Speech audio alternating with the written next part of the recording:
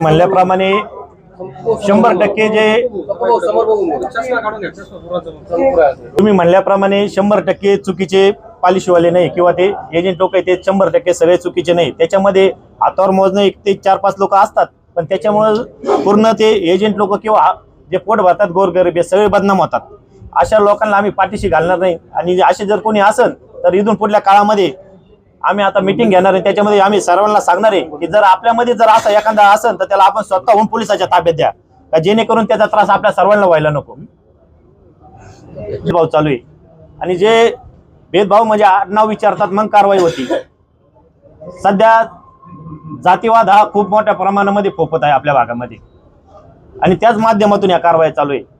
जे लोक 10 ते 20 वर्षांमध्ये एखादा गाव पुढारी आला का त्याच्या माग खुर्ची घेऊन गल्लीमध्ये आला, दुकानाजवळ खुर्ची घेऊन जाय, त्याला गाडी आली का गाडी पुसून दे, आता तसा प्रकार राहिला नाही। त्याच्यामुळे जे गाव पुढारी त्यांची पोटामध्ये दुखायला लागलं की आज हे सामान्य लोक जे आपल्या चपला उचलायची आज तेच आपल्या पुढे सुटपुटात किंवा चांगल्या कपड्यामध्ये फिरतात। पण त्याचा अर्थ असा नाही का हे लोक चोऱ्या करून अशा पद्धतीने राहणीमान सुधारले असं नाही। कष्ट करून रक्ताचं पाणी करून हे पोटं भरतात आणि आपली राहणीमान सुधारलेली आहे।